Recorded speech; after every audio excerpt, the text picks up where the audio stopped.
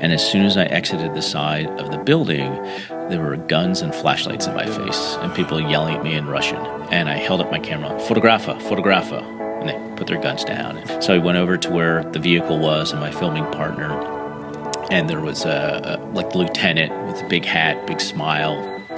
And I said, I'm going to take my backpack off. Don't shoot me. And he goes, please.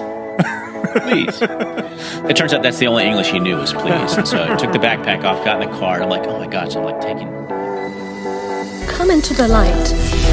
Shadow moves in the dark. Congratulations! World's best cup of coffee. What is it? Gaff tape.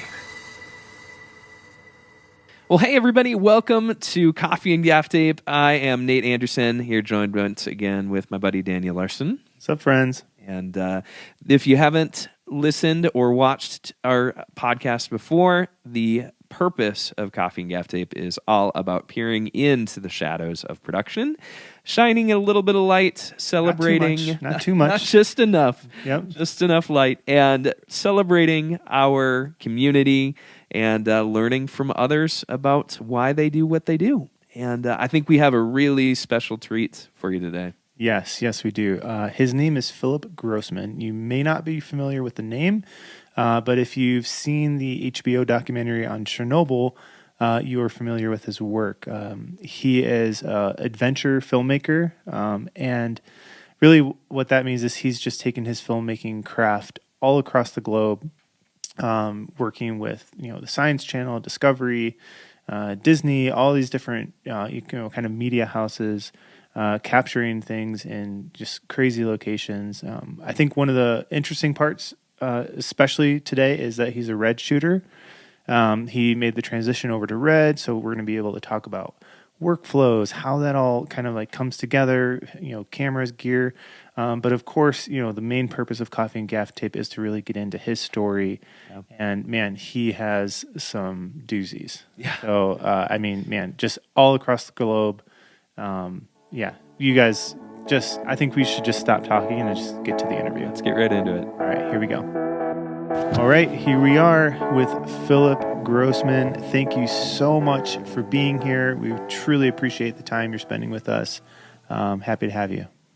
Well, thank you. Thank you guys for having me. I'm looking forward to it. Absolutely. Okay, so just to kind of give our community a chance to get to know you, first question is, who is Philp Grossman? So as I was saying earlier, my wife says that's my favorite topic. So let's see. I am an industry veteran in the film and television community or industry. So I've been working on the technology side of film and TV for the better half of 2 decades. Originally started as an engineer. Civil and architectural engineer with a specialty in illumination engineering. And that's actually what I wanted to do, is get out of college and go do lighting for rock concerts and travel the world. And I got out of college and I did lighting for Gap and Banana Republic. And so that's not what I want to do. And I did get to do some cool projects as well. I did the lighting for the Kennedy Center Hall of Flags. I could design the fixture that lights the flags, and it's a big convention center, but it's not really what I wanted to do. And so I went back into engineering for a little while, and then, that's all sort of led to consulting, which got me into the media industry, and then sort of from there worked for the Weather Channel, for Imagine Communications, and then I've been doing documentaries and photography for, I started photography when I was 13. I started getting paid for it when I was 22, and then started documentaries about 12, 15 years ago. Wow. So I'm a nerd. I love technology. In fact, that's what I say about the reason I like the film and television industry is because for me it's that perfect intersection of art and science. Yeah. So I like it both. And I'm the middle child, and my father was a doctor, my mother was an artist, so my brain is constantly pulled. Mm-hmm. That's awesome. All right, so you kind of touched on it a little bit. You talked about photography kind of being the gateway into this, like, we like to call it the shadow world of production and all of that. So can you kind of explain like where this passion kind of came from and how you actually kind of how that passion got birthed inside of you to start pursuing the shadows of production? Mm-hmm. So I think it's genetic, to be quite honest. In my family, my great-grandfather took 8mm home movies in the early 40s, late 30s, early 40s. In fact, my grandfather had 9 brothers and a sister, and so I actually have all the 8mm home movie footage, and I've seen all my family, my dad and my uncles and stuff growing up. And so I think it's sort of genetic, but I was always a little kid. I always liked taking pictures. I liked the idea of capturing that moment in time, and then, growing to be a little bit more creative in that moment in time. And then I got a dark room when I was in high school and took photography in high school. And then my dad got one of those first RCA video cameras, on the shoulder and the bag on the side. I'm like, this is cool. And my younger brother and I started, doing little like war movies in the backyard sandbox, mainly so we had an excuse to use firecrackers and blow up models. And I think, yeah, exactly. And from there, it just became more of I like the idea of storytelling, and it sort of has grown into what I do from a documentary perspective is history and mainly around technology, because documentaries is telling a story, and eventually that's going to be a historical story, whether it's something that's happening now, 20 years from now, that documentary is going to be a historical documentary. And I like the technology aspect of it, so I've always focused on science as part of it. Again, that art and science integration. And it sort of grew. It really started when I went to work at the Weather Channel as the director of media technology and strategy. And through that work, I got exposed to a lot of the camera manufacturers and various other technologies. So I was blessed in the fact that I got to try these things out and experiment. I'm that typical engineer. I take the slider, move it all the way to the right, see what happens, move it all the way to the left, see what happens. Okay, I know somewhere in between, this is how it's going to work. And just got to play with a lot of different cameras over time. And for me, it was... what's the term? I guess it was on-the-job training in terms of, we'll talk about one of my passions has been Chernobyl and been going there for so long. And that's really what sort of started me into maybe I can do this, not necessarily full-time. I don't think I do any one thing full-time. I do everything full-time. It's just, I balance it. Nice. But it's where I sort of cut my teeth and started to learn how to tell the story, how to capture them, how to figure out what the story is that you even want to tell. Yeah. And that's sort of how I got involved in it. Now it's just sort of grown from that and become friends with various people in the industry and community, and just, always learning. Anybody comes in, people will say, well, you're an expert in this. I'm like, I'm not an expert. I know a lot about this subject, but I'm always learning. Yeah. And if I can find somebody who knows more than me, that's better. So you mentioned Chernobyl. I know that was one of the things that we had mentioned too, and so talk a little bit about that. How did you end up doing this project, and what were some of the things that you learned over those 11 years that you were involved with that? Yeah, so it all started. It was my girlfriend at the time, now my wife, Elizabeth Hansen. We were dating. I had a wonderful boss. I was lucky enough; he was sort of a mentor to me. And he retired. Funny, he was a year or two older than me, and decided to retire. Had his 5-year plan, wanted to go sail the world with his wife and kids. And it sort of, shook me a little bit. I'm like, is this what I really want to do? And it happened to be my midlife crisis, my wife says. And she said, in fact, we had this discussion a week or two ago, and she's like, she goes, I so distinctly remember the conversation. She said, take time off and focus on your photography.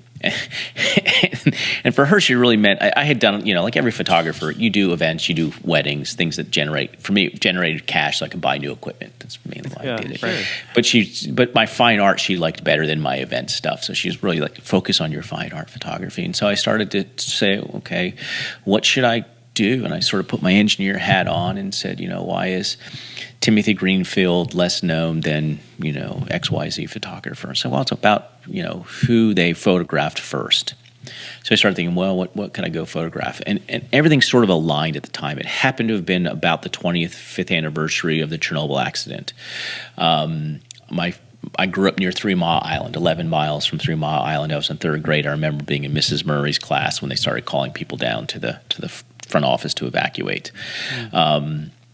I started studying nuclear power initially in college. Then I changed to civil engineering.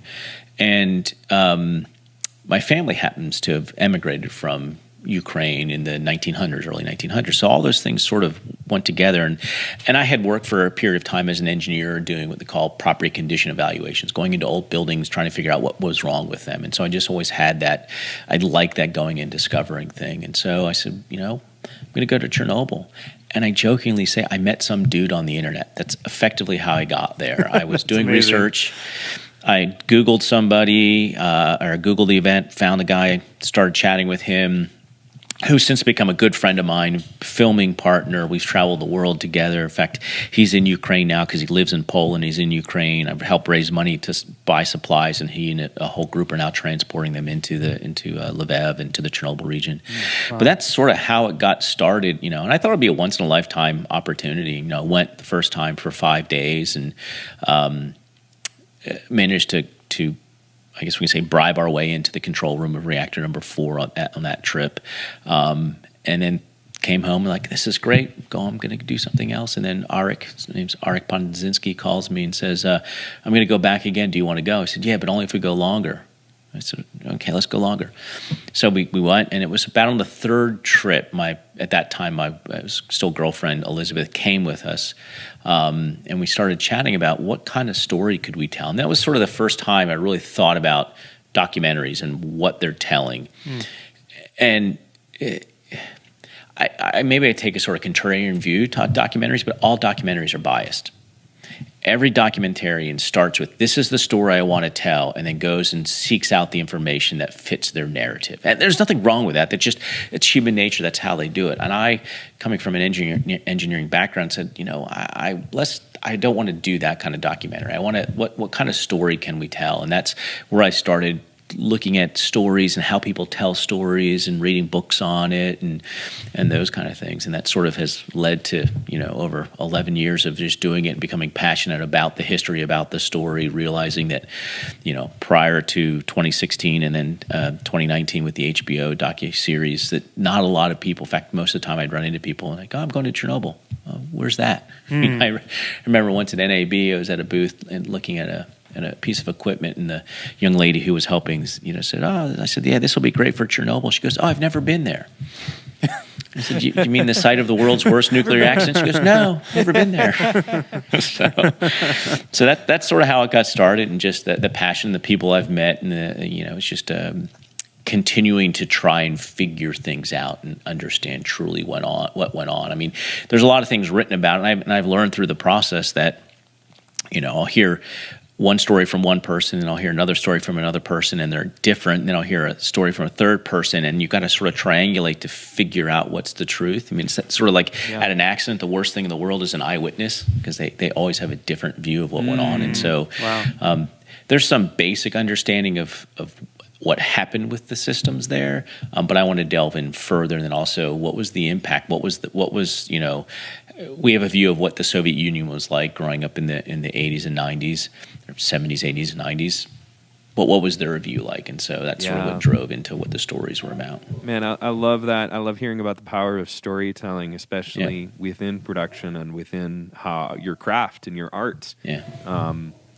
Where does that come from for you, and what's the importance, do you think, for you? I think a lot of production people might, just do their day job and do their trade and get it done and do it well. But what's the heart of understanding that story for you and the importance of it in that process?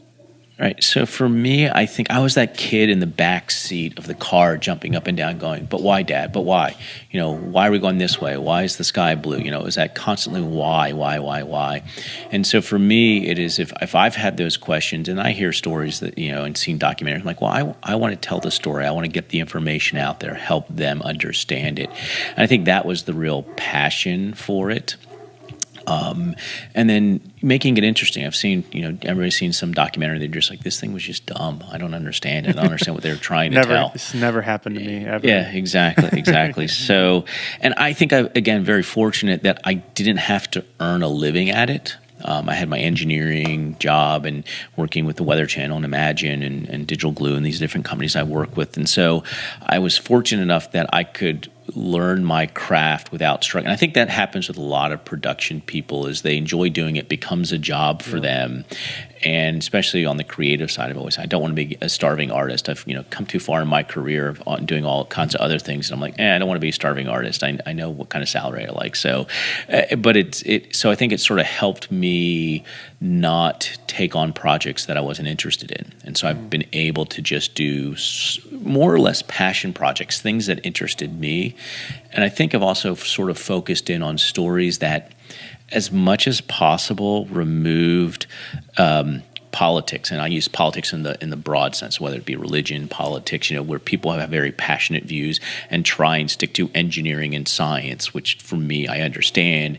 And then my wife has always said I've been very good at taking very technical things and being able to explain them in very simplistic ways so people who aren't technical get it. And so that's sort of what's driven me is how do I take this technical story, like we're working on one with the Buran, the Soviet space shuttle program, and espionage and all kinds of things, and how do I make that story interesting and understandable? So I think that's sort of where it comes from. And and a lot of what I did originally was sort of, I don't want to call them music videos because they weren't necessarily music videos, but they were more visual pieces because I like music, I like sound, I like how it interacts and supports the visual. So a lot of my early stuff was really just about, especially in Chernobyl, it was just, the proper music and timing with the proper imagery to emote a feeling or get somebody to feel a certain way. And a lot of stuff, I don't, let me think. I don't do something so I want people to feel sad or I want people to feel happy. For me, it's I want people to feel. Yeah. And it's sort of if you capture an image a certain way, the color, the angle, that famous Dutch angle. My wife always laughs when I take a picture of my food. I'm doing the Dutch angle, so it's more interesting. But it's that how do I draw people into the image? And I've always been I want them to have some type of emotional reaction, preferably a positive one, like I love this image, but I'd rather have even a negative emotional reaction than no emotional reaction. I want somebody to go, and walk away. I think that's driven a lot of how I go about looking at what I shoot, how I tell the story. It's really, really good. All right. So you had, you mentioned this idea of like you want people to, not necessarily feel like sad or happy, like you just want them to feel. You want them to react to what they're seeing, which I think is beautiful and really like I think something that as storytellers in their own right, a lot of people in live production, really at the heart really want that emotion to be felt in some way, shape, or form. And so, and I think I'm kind of skipping ahead, to maybe one of our later questions, but I want to touch on it right now. Where do you see those similarities, and how would you coach, a live production unit to look for the emotional reaction versus just producing the event? How would you help them understand where to go on an emotional tone?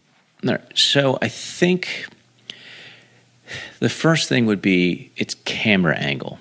So I've taught photography in the past, and the simplest way to explain it to people is if I take your picture head on, it's a decent picture, not a lot of feeling to it. But if I go just up a little bit or just down a little bit, it changed the feeling of the photograph. And my wife hates when I tell this story, but it really was something that dawned on me of all things.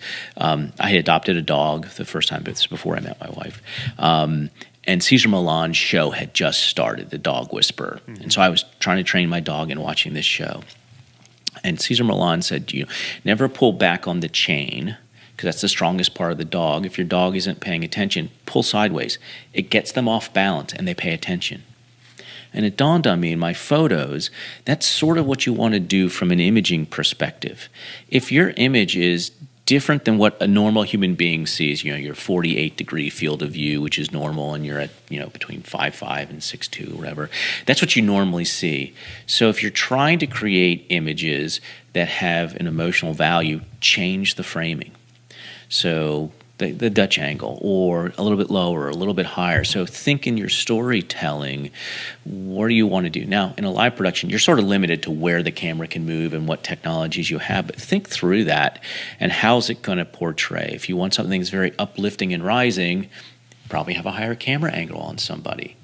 You know, if you want something that's a little more emotive, a little more shallow, a little bit lower camera angle.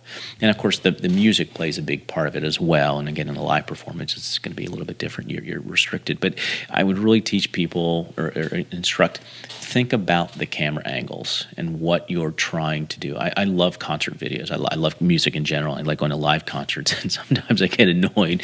There's sometimes where I'm like, just keep the camera in one place. I want to feel like I'm in the concert. Right. That's what I want to do. Don't keep zooming around, because I from here I can see what the guitarist is doing and see what the bass is doing. But if you zoom in on the basses, I can't see what the guitarist is doing. Yeah. But at the same time, there's this level where you want to have some change in that camera angle to draw people in. And again, it's hard to say, well, if you do it this way, they're going to feel happy. You do it this way, they're going to feel bad.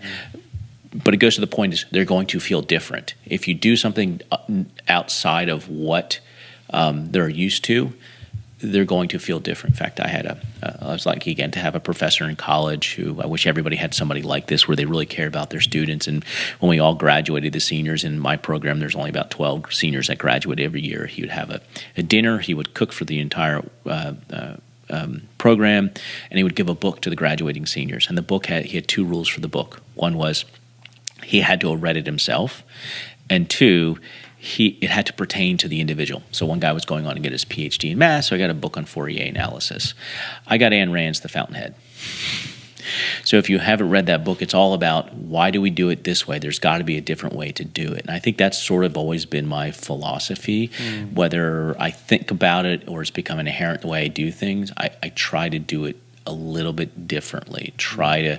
But there's also that, don't do it stupidly. Don't just do it differently to do it differently. Know why you're trying to do it differently. You know, it's that understand the rules before you break them. You know, I got to break the rules. Well, there's a time and space or time and place to break those rules and know why you're breaking those rules. The rule of thirds works.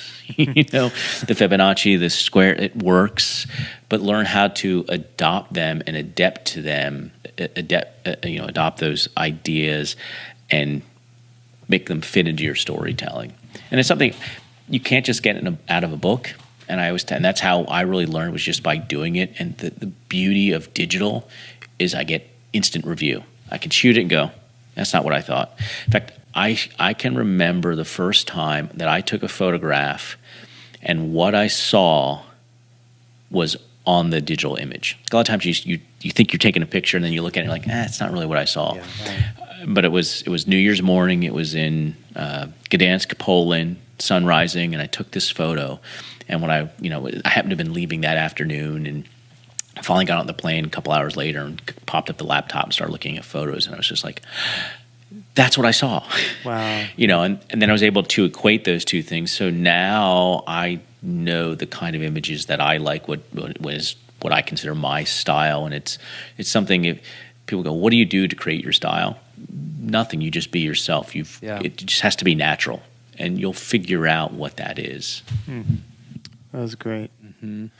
So, you know, you had said, like, you know, there's this like thing in you that just like, you know, wants to find another way, while also obviously understanding the rules and when to break them and all this different stuff, but finding that other way.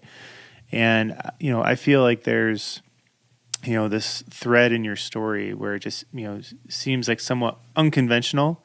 You know, you've ended up in a lot of, you know, different situations and different environments while pursuing your craft. And you know, again, this is more for me, but like, can you share like one of like the craziest circumstances or stories that like you found yourself in while pursuing, you know, this passion of creativity?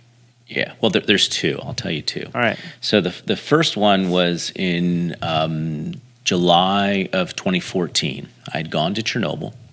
I think it was my 7th or 8th visit at that point in time. I guess I should preface the story with I landed 3 days after the Malaysian airliner had been blown up by the Russian separatists. I get to to the airport. And there's an area we call no man's land. It's sort of this airlock area, 20 feet wide or long by about 10 feet. And you walk in there, and it's all blacked out. And then you walk out the other side, and you're in the general public. So it's after you've gone through security and got your bags.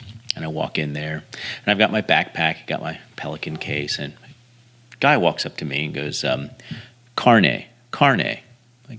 I said, no. If you don't know a carne, if you're a professional and you're bringing expensive equipment into a foreign country, sometimes they'll make you fill out this thing is called a carne. And it just basically says that you're not going to sell the equipment. Some countries require you to put a deposit down, and it could be as much as 50% or 100% of the value of the equipment. So I said, no, I'm just amateur.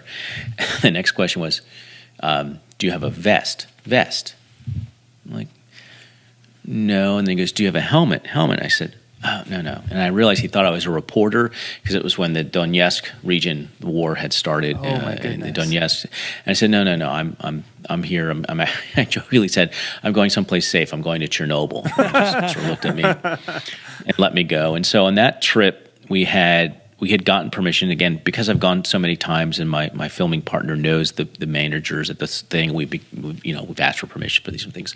We got permission to go into this or stay in the city of Pripyat and in Chernobyl zone after dark up till 10 o'clock.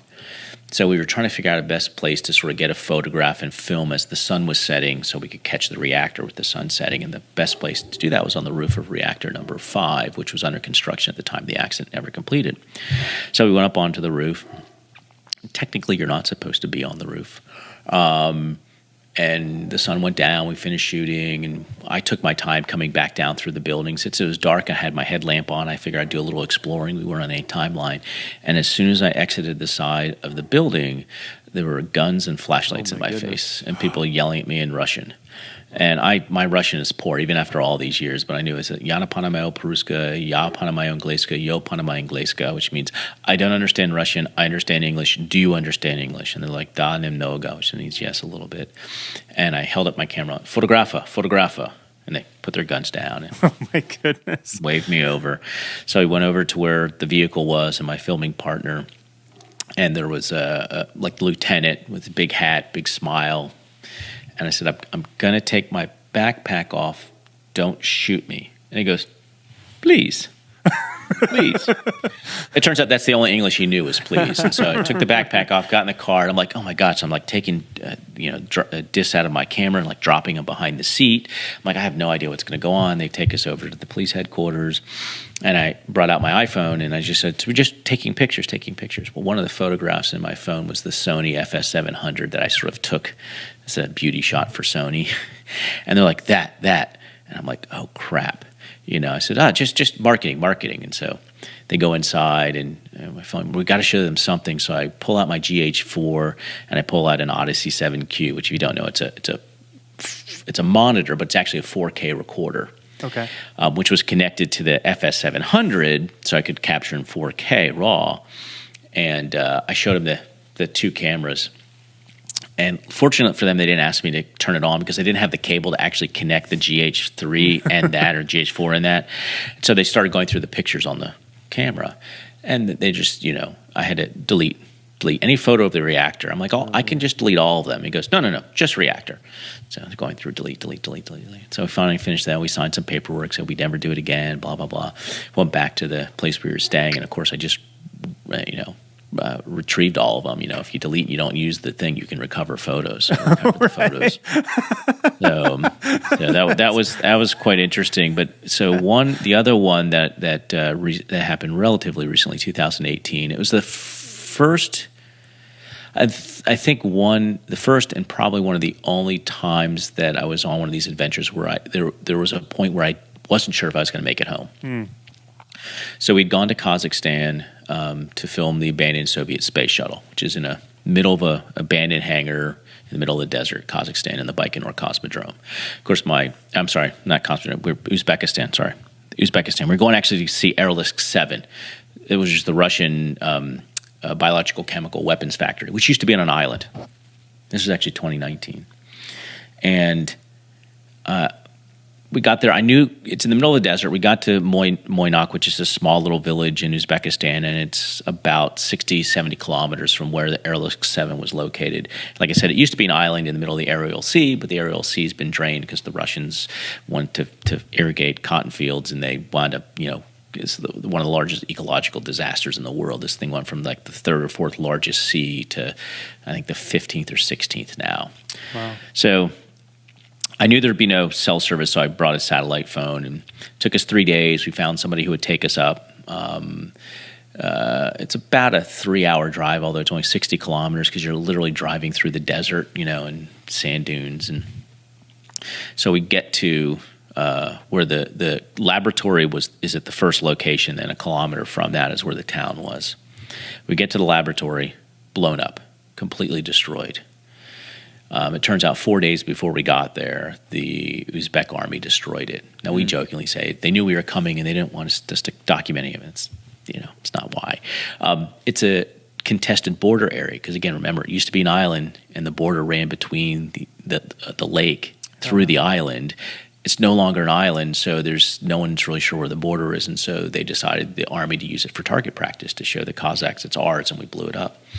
Drove another kilometer or two to the village, same thing. And so at that point, we were disappointed. We'd spent months planning this and going through satellite photos and finding locations and figuring out the history. And so we sort of had this discussion, and the better part of hubris took over, and we decided that we were going to go. We knew there were some abandoned ships because when the sea evaporated from the edges and came into the middle, the ships got stuck. So if you've ever seen ships in the middle of the desert, that's the Aral Sea. So we're like, okay, we'll go out and we'll do this. So do we hike in the middle of the daytime? What's the first thing? Don't hike in the desert in the daytime. But we're like, if we go at night, we won't be able to find things. We'll have less time. And so we decided, okay, we'll go. I didn't calculate the amount of water that I needed to take with me well enough. I was carrying my red DSMC-2 helium plus batteries and tripod, so it was 60 pounds of gear hiking through sand. Got to the location. We're like, okay, sun was setting. I set up camp, and I called my wife on the satellite phone. And to this day, she tells me, she goes, I knew something was wrong. I could tell in your voice. Because I was like, no, things are fine. We're okay. I was worried about how much water we had, little sips at night. Got up the next morning, weather had completely changed. It was freezing, didn't have warm clothes, started to hike back. Got to the location where our driver was supposed to have met us, the guy who brought us up, and he wasn't there. I was like, shoot. Wow. So we waited, and we were within the time range we told him to meet us there. So we waited about an hour or two. Now, luckily, we had stored some water there, so one of the things piece of advice, if you're hiking a long distance and you know the trail you're going to take, stash water for the trip back so you don't have to carry the water the whole way with you and back. He wasn't there, waited an hour, still didn't show up. And we're like, okay, we're going to walk down to the villages. And if he's not there, I had the number for the U.S. Embassy in the capital city in Uzbekistan, but it's on the other side of the country. It's going to take him a day or two to get there. And we're 60 miles away. I'm like, I'm going to walk 60 miles. We managed to get down to the village, and he was there waiting for us. I had never been so happy to see somebody who I really didn't know in my entire life. And he was there military patrolling along the border, and he was afraid to get his car taken from him for trespassing or whatever. So he wanted to be as far from the border as possible. Wow. So. Oh wow. Phew. Yeah. All right, good. So technically, great hiking advice. So technically, I've crossed the border of Uzbekistan and Kazakhstan illegally several times, but this show won't be seen there, so I think we're good. Right. That's amazing. That's amazing. One of the things that you mentioned, you talked about the red helium. Mm-hmm. That's actually one of the things that we wanted to talk with you about today a little bit. Is one of the things that connected us to you was your involvement with Red. Can you talk a little bit? Let's talk gear. Talk about your workflow. Yeah. We'd love to hear a little bit about your process and what you use to capture your stuff. Yeah. So the Red happened in 2016. So the history on that was, in that trip I told you about in 2014. I had that Odyssey 7Q and I was recording raw. DNG raw. I had 20 terabytes of drives that went with me on that trip. I said, I'm never shooting raw again. That's just ridiculous. Forget it. Just too many drives.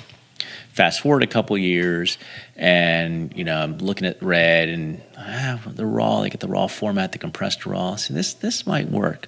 So I said that the Raven came out. So I'm like, okay, that's in my price point. It makes sense. I'll go get one of those. And so I made an appointment at IBC to go see the Red dealer or the Red at the Red booth and talk to their European sales guy.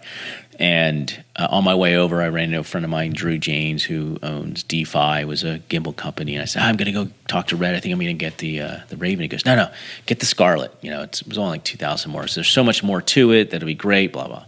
So I went over, had the meeting with Red, and I said, I don't understand your camera lineup. You got the weapon, you got this, you got that. It makes no sense to me. Explain your thing. So he started explaining. He goes, and look, in 2 weeks, we're going to announce an 8K camera.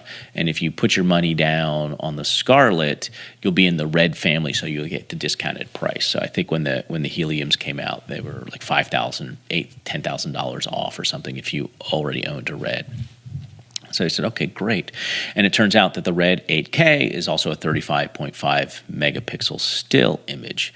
So for me, it was one camera that could shoot still. That's what DSMC stands for, Digital Stills Motion Camera. So I could pull 35 megapixel stills out of this. I'm like, this thing is great. One camera, do it all. And so that's how it started. I got the camera. In fact, when I took it to Chernobyl the first time, most people would say it was stupid, but I did it on purpose. I didn't even, other than turn the camera on to make sure it worked, I didn't use or practice with the camera. Now, I read the manual. I wanted to see how hard it was. And I worked with FS. You're already ahead of most tech people. Yeah. I've worked with F5s and F55s and F7. I worked with lots of different cameras. So I got there and I used it. Was really pretty easy to understand, at least I thought what I was doing was the basics. And I realized that, and at that time there was no focus peaking on the camera, so focusing is the hardest thing in 8K, and it's the most important because at that high resolution you need to focus.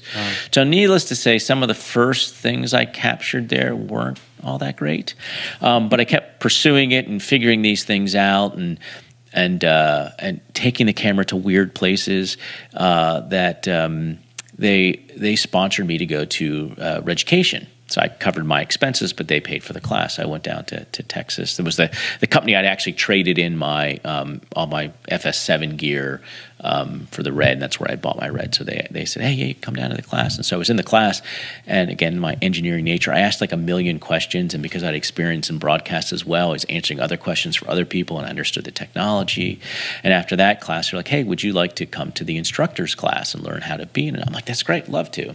So I went to the Reducation instructor's class, and then, again, just kept taking the camera to weird places and then taking and being able to blow up these giant stills of the control room of reactor number 4, the abandoned Soviet space shuttle in Kazakhstan, all these things. And they're like, this is great. And I'd send them to Jared. I'm like, this is cool. Here's a copy for you. I think this is the greatest camera in the world. And so that's sort of how I did these things. Now, I've been striving, you talk about workflow, I've been trying for the longest time to go laptopless. That's the one thing with what I do. I've got to have a laptop so I can get the material off the cards. The cards are expensive, so one card's not going to last me a trip. Buying multiple cards gets a little bit expensive with the original DSMC2s. So I've been trying to go laptopless and scale down and everything else, and the batteries and all that kind of stuff. So haven't quite been able to do it yet, getting close. With some of the technologies that come out. Hedge Corporation has a product for the iPad. I think the next generation of the iPad will have the bandwidth so it can actually move the stuff. I've tried, all-in-one. TV Logic has a unit with a hard drive in it and actually has a CFast or CF Express. You can get either one of the card readers plus USB on the side, and that sort of worked. They're nothing perfect. So it's still sort of hit or miss on the workflow. But for me, I always take 2 sets of drives, all SSDs now, and I have 2 copies. And when I'm done, 1 copy goes with me, and 1 copy goes with my filming partner, Arik. And that way, if anything were to happen, to either copy and transport back to the States. It's now less of an issue with SSDs than it was with magnetic drives. And then Eric will send the drives back to me, and I'll have 2 copies in the States. And then in my house, I have 288 terabytes of storage in my house alone. All this stuff. That's amazing. So you talked about, some of these future innovations in terms of storytelling and some of the things that make your life easier when you're traveling. That's always kind of one of the questions I like to ask is, like, in terms of what you do, what are some of the things that you're excited about? We take a look at a lot of things, like we did a focus on VR a couple of months back. In terms of what you do, what are some of the things that you're excited about in terms of future innovations? Well, I'll tell you, some of it's simple things, like the fact that everything's gone to USB-C, and I can now USB-C PD 3.1, I think, now allows up to 240 watts of power delivery. So I can now, effectively, I took a trip, September, we went to the Balkans for 14 days, and we camped 90% of the time, and so I didn't have a lot of opportunities to charge batteries, so I took a lot of USB power bricks, power banks, and so I got to test a lot of those and found a couple that had 100 watts out, so I was able to charge batteries and figure out. So it's simple things like that simplifies my life. The fact that I'm now shooting on the Komodo, which uses the standard Canon batteries, so now I don't have to use giant V-mount batteries, which are heavy. The Canon batteries are small, so I can put them in different pockets, so it makes it easier to travel, and I can charge them without a giant charger, and it doesn't take 6 days. So it's simple things like that. Very bright flashlights. The LED flashlights used to be 500 lumens, maybe 1,000 lumens. I have one now that's 45,000 lumens. And it's a little tiny Coke can that straps to the camera. So when I'm, in the abandoned NATO headquarters under a mountain in Italy and there's no lights, pop that up and I got light. So it's little things like that. I think the VR technology and all those things are interesting. Still, I think a little gimmicky, unfortunately. They are cool. I think because of the way the human visual system works and the vestibular system works, that they're going to be hard to become mainstream, meaning that so one of the benefits of studying illumination engineering is you also got to take a class called Psychology of Perception. And I learned very early on what motion sickness is, and it's effectively your vestibular system is sending electrical impulses to your brain, and your eye is sending electrical impulses to your brain, and those two things don't match, and you get static. And that's effectively what motion sickness is. And so with VR, if I got a headset on and I'm moving around, but I'm standing still, my vestibular system is sending weird messages. It's simply motion sickness. When you're on a boat, what do they tell you to do? Go outside and stand on the deck. That's because now your eyes see everything moving up and down that your vestibular system sees moving up and down. So to me, those things they're interesting, and I think I want to play with that Canon. I have an R5, and that Canon now has that little lens. Yep, and the reason it works in 8K is because the resolution you sort of need for each eye is 4K for that VR to really start to feel real. So it's going to be interesting. I think there's definitely some uses for it, but for me, when it comes to technology, it's just what are the cool little things that I can do that just makes things easier for me. I'm still on the lookout for the perfect backpack. There is no perfect camera bag, perfect cage, none of that stuff. But there are some good ones out there. And, I have a closet full of camera bag. My wife says I just like a nice black purse. That's what she says. That's awesome. No, all right. If only your iPhone would be USB-C as well, Yes. My iPad is. That's great. I'm still waiting for the iPhone. I've converted all my cables over to USB-C. I've got adapters for the ones that are USB-A. So slowly it's happening. And of course, that'll be. And that's the other thing is that everybody. It's USB-C is the connector. USB 3.0 is the protocol, or USB 4 now, and Thunderbolt 4. So I always have to explain to people, I like the connector to be USB-C, but more importantly, I got to have the right cable so I get the right speed. I've got cables that, in fact, I bought a cable tester just because I'm like, I don't know what this cable does. And then I got rid of every cable that was old that had a USB-C connection, but it was, USB 2.1 protocol, So I'm like, I get rid of those things. So now I label every cable I have that it's USB 3.2 or whatever. You are so I know you are what's going speaking on. the language of our community for sure. Yes, yes. For sure. In fact, I just went out. In fact, recently I just went out and I got rid of a bunch of cables, and I don't know, not Monoprice. Was it Anchor? Was it Anchor? Someone has come out with a single cable that's both Thunderbolt 4 and USB 4 in one cable. Ooh. I'm like, sold. Went and bought 4 that are about the 12-inch long ones just for the laptop thing, and I bought 4 that are the 6 feet long, the 2-meter ones, and I got rid of everything else. Like, this is all I need, and then a couple little adapters, That's and I'm good. Yeah. So you mentioned, the simple things are some of the best things that can change and come about. And this is a small thing, but I wanted to mention it. Jared, the CEO of Red, literally named a custom color of the red Komodo after you. What was your reaction?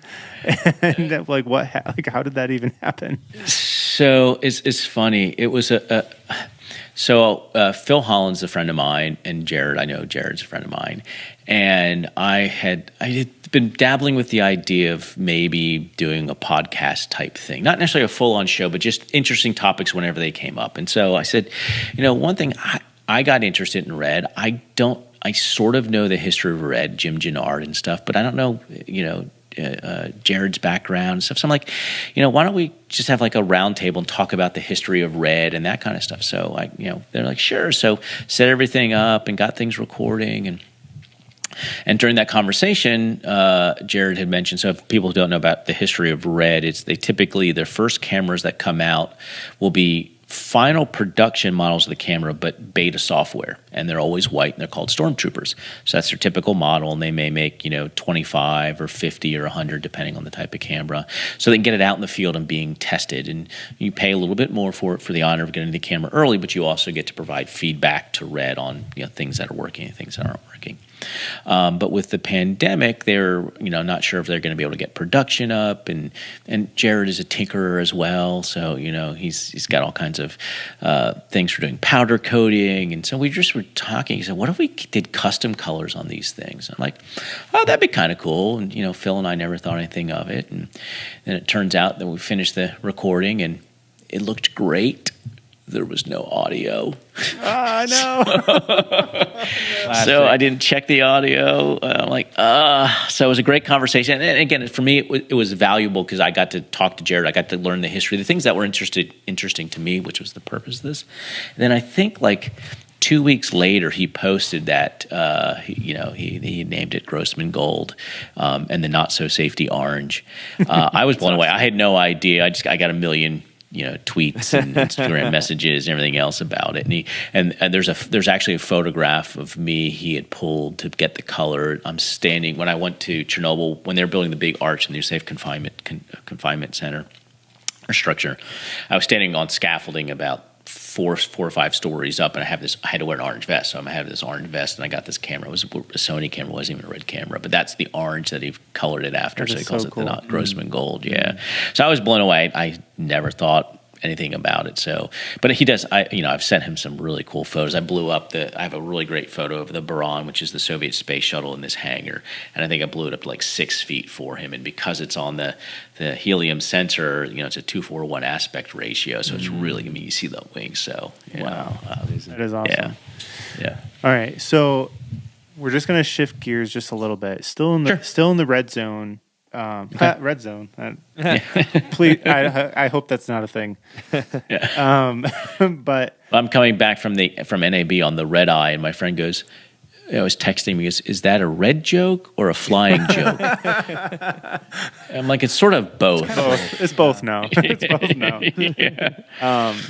Yeah. Okay. So one of the things, in live production that's, kind of, I wouldn't even call it a trend. It's more of a movement towards digital cinema in live production.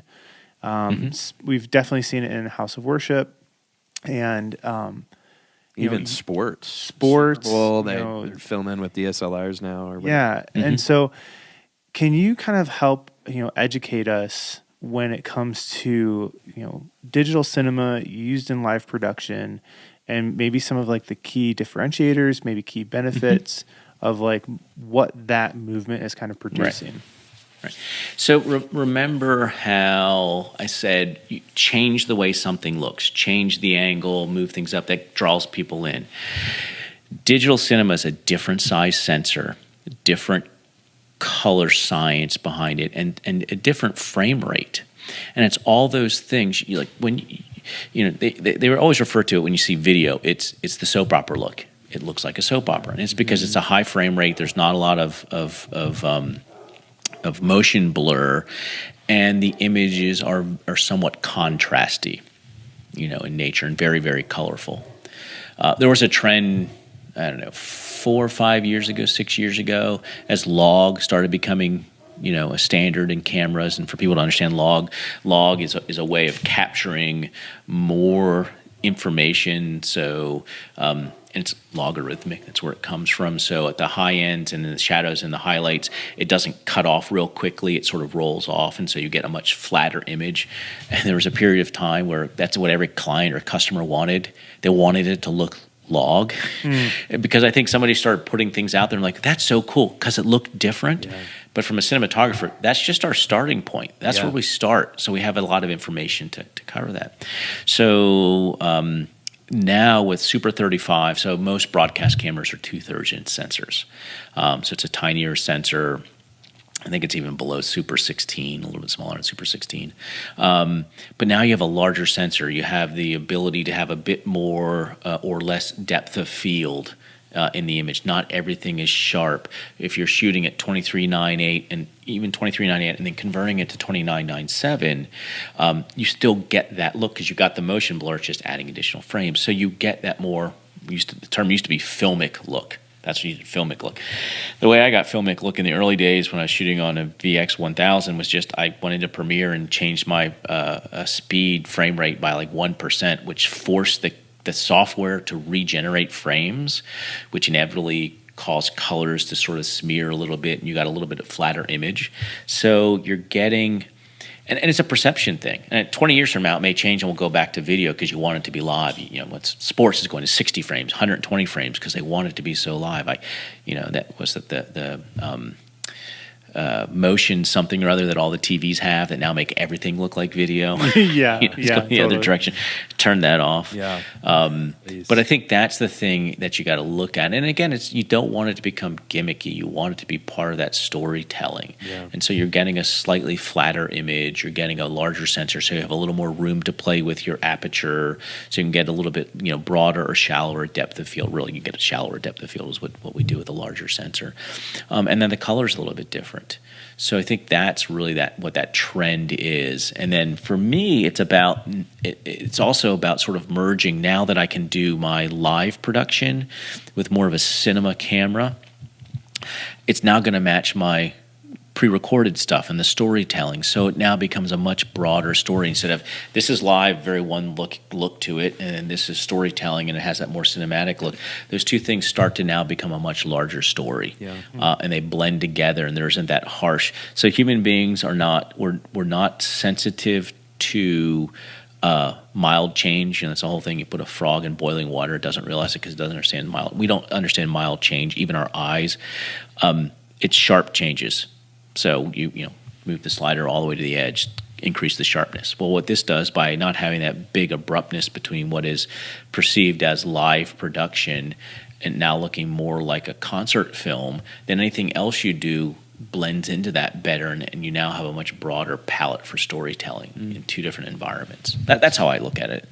That's awesome. That's amazing. I love how it all comes back to story for you and perception, and that's the key thing is what do you want people to feel? And if how you're shooting it technically doesn't match up with that purpose, then there's a disconnect there, and it's not going to work the way that you want it to.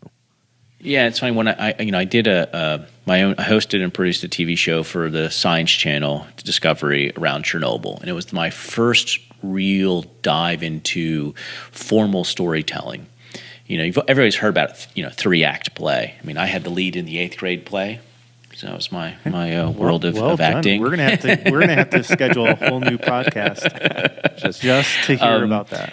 Yeah. So, but then we're doing the show, and the senior producers and the writers were like, well, okay, we're gonna do it in 5 acts, and so started thinking about, well, what does that storytelling mean in 5 acts versus 3 acts, and now it sort of ruined me for watching movies, because now I'm going, that story plot line doesn't work anymore. This really needs to be rewritten. It does, I guess with anything, if that's what you do, you're going to be critical is the wrong word, because this is a negative connotation, but you're going to take a much different view of a television show or a movie or a series based on, it's like the biggest trend now, which I don't understand and it drives me nuts, is the audio and background noise within movies are now coming together because they want it to feel more real. I get that, but it takes away from the storytelling, because I can't understand. I've turned on closed captioning on a lot of the movies and shows I watch, just because I can't understand what the people are saying. Other than Ted Lasso, because of the English accent, we have to do that just to understand it. But we watched, what did we watch? Barry recently on HBO. And it just, that volume is just there. And I guess there's the big thing with the was one of the last episodes of what was that medieval HBO Game of Thrones, where there was one that it was just so dark you couldn't see anything. Well, I want to do it for the mood, and I'm like, but that's not how people are going to perceive the story. Yeah. There's one thing, and that goes to my storytelling motto of it's got to tell the story, but people have to understand what you're telling. It's sort of like a Michael Stipe, REM song. What the heck is he talking about? I don't understand what he's talking about. It may make sense to him, but nobody else does, so it becomes less enjoyable. So you've got to balance that. Don't do it for gimmicky reasons. Do it for telling the story. And most people go, it's just dark. I remember having a conversation. It was at the Sony Media Production Facility, or whatever they called it. It was on Sony's campuses when 4K started, and I was there with a bunch of cinematographers, and they're having a discussion. Do you do it in 16:9? Do you do it in 2:4:1, 2:3? What aspect ratio? And I said, you know what? As long as it's wider than it is tall, it's a movie to most people. And was it Hitchcock or no? It wasn't Hitchcock. Was it Hitchcock? One of them was a master at it on really the CinemaScope, where he would purposely put stuff on one side of the screen so you'd be looking, and then something would happen over here. Yeah. That's great, but most people are going to miss what's over here. To him, it's great because he wants people to move, but people are going to, what happened? What happened? And if you're constantly going, what happened? It's not telling a story. So it's balancing those capabilities and what you're seeing with what are you trying to get across. That, again, going back to, you want to put people off edge a little bit so they're engaged, but you don't want to put them off so much that they don't understand what's going on. And I think that a lot of young filmmakers that just do stuff to be different. I was one of the Marvel, I don't know which one it was, it wasn't Captain America, but one of those, and the fight scene was shot at almost all close up. And it was annoying, because it was just moving too fast. You need to take a breath. I need to see the bigger picture and then go close up. And it's that balancing of, again, going back to storytelling. How's that storytelling? Don't do it just to be different. Do it because it has a purpose. Right. Does your wife love or hate going to movies and concerts with you nowadays? So she's an interior designer, so she's a creative person as well. Okay, so she gets it. She gets it. She tells me to shut up a lot, and of course, and her the way she deals with stuff, she's like, if she doesn't get it in the first 5 minutes, she's like, this is dumb. We're not watching this anymore. And I'm like, you got to give it an episode. You just got to build. So she loved WandaVision then. Yeah, I couldn't get into that one. Was too weird. And so I just saw two stories. So one is. I just saw the Liam Neeson, I think it was called Blacklight. Okay. And he's sort of got OCD as part of his character. I could only get through about 5 to 10 minutes of the film, because they would do this sort of stuttering thing in the film as a way of pulling you in, because he's got OCD and his brain is going off. And so that's what and I'm like, you're doing it too much. It's sort of like drone footage. Drone footage was as soon as drones came out, everything was a drone shot. And you're like, this is dumb. And, I sort of look at drones and those kind of things. They're like Tabasco. Just a dash, not Just a a lot. Yeah. And then you don't do it all the time because then everything tastes like Tabasco. You want it to sort of set you off. You want it to sort of catch someone by surprise. But if you do it all the time, it becomes gimmicky. Yeah. And I think that's what happens with a lot of these new concepts, new ideas. Human beings haven't changed that much. There's a table of contents in the front of every book. Why? Because the table of contents works. We haven't found a better way to do it. We've been doing it for centuries because it works. Human beings, psychological systems, we don't change that much. So just because you think it's a cool idea or a cool technique, understand how the person's going to perceive it. Now, how you perceive it, going, well, this is really cool because I'm a filmmaker and I got a new tool and I can rotate the camera 360 degrees. I'm going to do it 20 times in the film. Does it add anything to the story doing that? What are you trying to portray? If the person is moving that way and the camera moves that way, great. But just think about what you're doing. Hitchcock didn't do his push-pull or whatever, his zoom effect every single time. He did it once or twice in the film to sort of indicate what's going on. You do it all the time in the film. You're like, this is dumb. Yeah. At least that's my perception. Really I'm not the expert. I'm not, it's just how I perceive it. And, and I deal with a lot of people who aren't, in the industry, my wife and friends and family, they're like, why do they do that? This is dumb. So, well, I think the coolest thing that I'm hearing you say really is like putting the story above all else, putting it above the technology, putting it above the gear, putting it above, the cool tricks of the trade that you can pull off. If the story is demanding it, then you sure as heck better find the gear that can do it. I mean, how many times have you guys gone to a movie and you come out and you're going, that was just dumb. I didn't get the story. I didn't get what it was about. It wasn't well written. Yeah. It didn't get to you. And it could have had the coolest special effects, but you're like, it didn't make sense. It's that story is what's important and how you tell the story. So the story can be really cool and you could tell it very poorly and it's a bad movie. Yeah. Or the story could not be that interesting, but you tell it in an interesting way, then it's an interesting story. Right. Well, what I love about that too, Philip, is it's like, we've talked about kind of this, our audience kind of is on both sides a lot of the times between live and post-production and creative, and a lot of them live in both worlds and everything too, but it really matters with no matter what you're doing. If you're telling a visual story, if you're communicating something, you're communicating a story, you're communicating a message, and that needs to be something you do with intention. Yeah. Most definitely. No, absolutely. Yeah.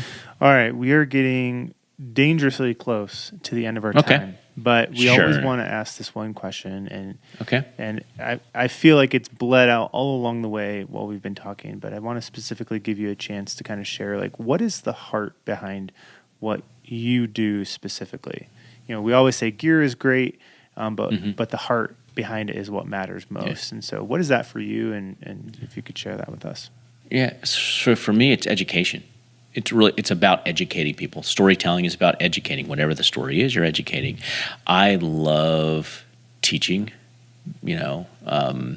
which is sort of problem solving. I'm helping somebody solve a problem. They don't know something, so how can I teach it to them? And for me, it's if they don't get what I'm doing then it means I'm doing a bad job, and I've got to rethink how I do that, how I explain something, which again goes back to that theme of storytelling. If I didn't tell the story correctly, it's not their fault for not understanding. It's my fault for not doing it right. So I got to take a step back and go, how could I do it better? How could I teach this? Why aren't they getting it?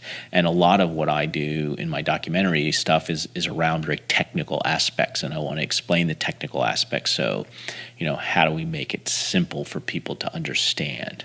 And so I think that's I like teaching. My wife says I should have been a professor. I'm like, well, we're looking for retirement property, in Tennessee. I'm like, well, maybe we'll get someplace, close to Nashville, Middle Tennessee Tech or something, or Vanderbilt, or I can go teach when I retire. So there you go. I think it's teaching. That's awesome. Yeah. All right, Philip. Well, seriously, thank you so much for thank you guys. sharing I appreciate your it. time with us. I think it's been super valuable. Yeah, absolutely. And man, I've learned a lot. Me too. And now I just got to go get my hands on a red Komodo. Yeah, I love that camera. It's so small. I've reduced my pack weight by 20 pounds on trips now. Wow. You can do smaller batteries, smaller lenses, smaller tripod. Everything's gotten smaller, so now I can really travel light, which is great. It's beautiful. All right, we'll talk soon, man. Thank you so much. All right. Thank you. All right. Dude, that's so cool. I love this. That story is at the root of everything. Through the whole thread, through the whole process is telling a story. And I think that's something we hear a lot and we talk about a lot. But just the intentionality behind mixing that with also this idea of perception, of like, how do we mix up our perception a little bit? I was even just thinking about it, like right when we were first starting, even before this podcast with like with this camera angle, right? Because it's like, you see a lot of these like YouTubers and stuff that are doing like the down low camera angle, and it's like just this unique, angle. Yeah, it mixes things up a little bit, forces you to look at it from a different perspective. Different perception, different perspective. But at the end of the day, it's like you also got to think about what sort of story are you telling at the same time. Yeah, no, totally. I think one of the things that stuck out to me the most was like, especially speaking in terms of like, the church and house of worship and live production, like so often I feel like we can think of a live production as like different segments along the way to the end. Yep. And just so curious as to like, even if we think we're doing things intentionally, like what if each person listening like just took a step back and looked at the arc that's being created from a story perspective? Yep. And, are there parts that, you can kind of tweak along the way to create a more cohesive story, to look at the story arc and say, where maybe we not being as intentional as we could be along the way, and how would that change the overall production and the overall feeling that, we're trying to help our audiences, whether they're online or in the room, like what are they feeling? And I love that idea of like, the failure is someone walking away not feeling anything. Right. Like just help them to feel something. Yep. And that to me, I was just like, oh my gosh, like I got to write that down somewhere. Yep. Like make them feel something. Yeah. Which I thought was really, really cool. And strategically drop a little Tabasco along the way. Yes. Don't slather the whole thing in hot sauce just because you can. Right. But just enough to kind of give that little spice and a little bit of that flavor. Right. Use your creative tools when you have them and how you have them to be able to create that journey for people. But again, all coming back to what do you want them to feel? Right. And that being your end goal. Amazing. Yeah, really good. Amazing. All right. Well, we hope you enjoyed the episode as much as we did. Don't forget all the sharing and the liking and the subscribing. That really helps other people kind of get involved in this community, hear about the show, and maybe check it out. So our listeners and watchers, which is kind of a weird thing to say, but our viewers thank you. I knew there was a better word. But you guys are the reason we do this, and we're so thankful that you guys are along on this journey with us, and we will see you next episode of Coffee Gaff Tape. Goodbye. Thank you.